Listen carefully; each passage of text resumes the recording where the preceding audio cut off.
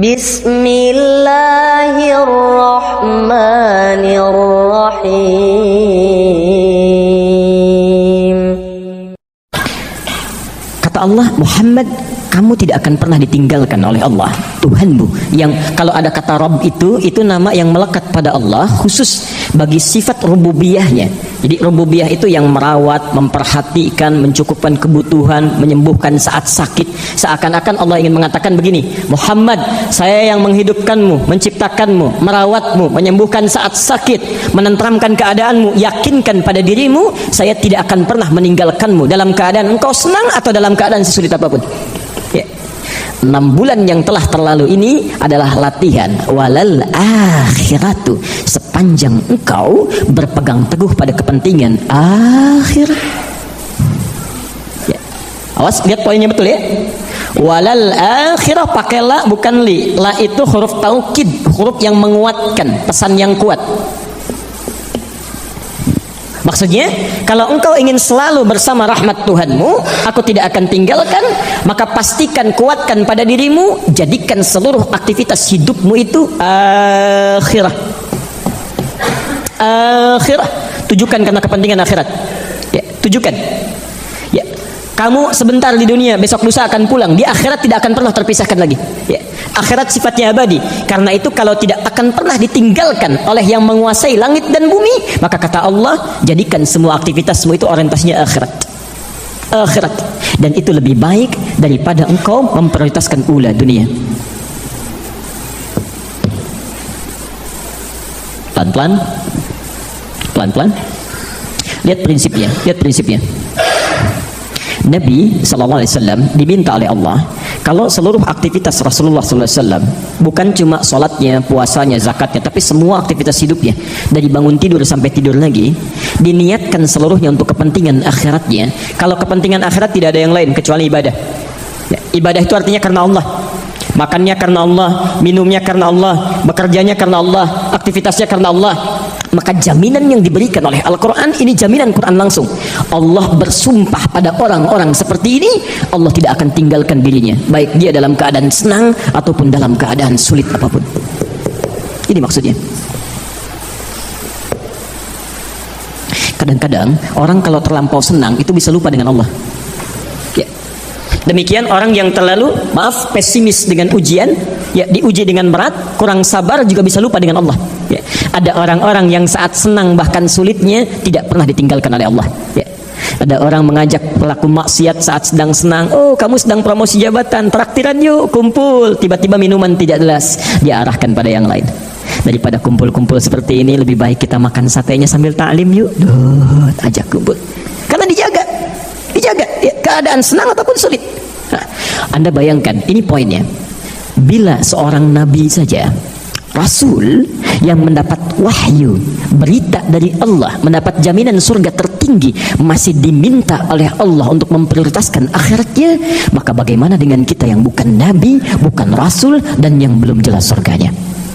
Karena itu jika kita ingin dilindungi oleh Allah, dijaga dalam keadaan senang dan sulit, maka coba dekati Allah. Sebaliknya, renungannya adalah kalau sampai hari ini kita merasa kok perlindungan Allah belum datang, ketenangan belum tiba, barangkali belum cukup cara mendekat kita kepada Allah, sehingga Allah belum menyertai kita dalam situasi senang atau situasi sulit kita. Jelas sampai sini? Kalau semua itu sudah didapatkan, maka hati akan terasa lapang, enak, nyaman sekali. Yang dekat dengan Allah itu enak, Pak, Bu, enak luar biasa. Ya. Karena dekat, dia paham, dia yakin. Contoh, saking yakinnya dengan Allah, ketika diberikan musibah sesulit apapun, dia yakin Allah tidak mungkin memberikan musibah kalau dia tidak sanggup menjalaninya. La yukallifullahu nafsan illa wus'aha. Silahkan ya Allah, mau dikasih seberat apa lagi? Ya.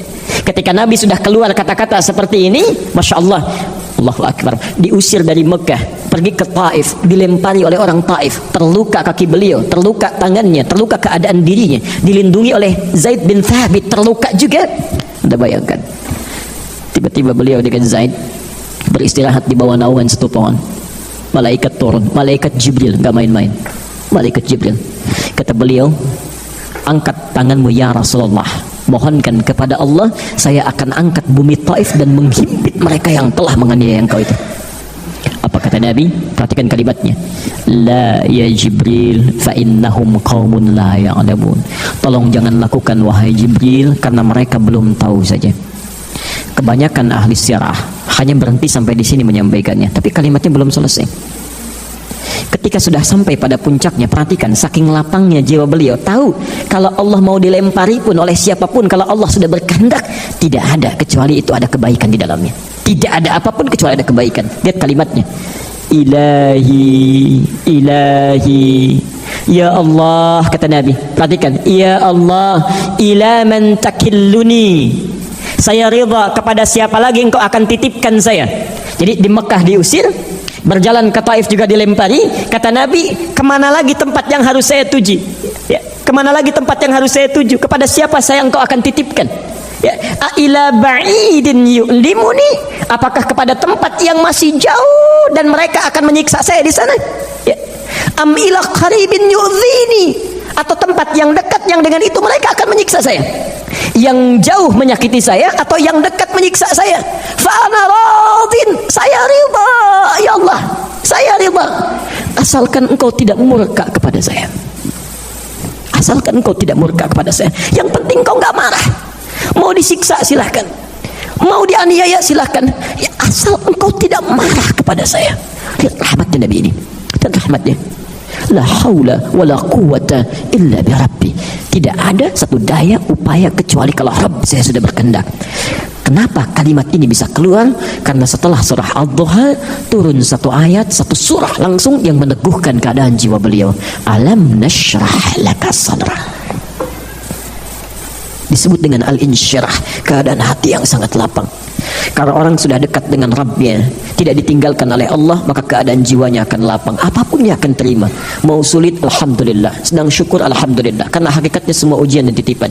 Maka turun ayat, alam nashrah laka sadrak, bukankah kami sudah lapangkan keadaan jiwamu? Ya, Masya Allah.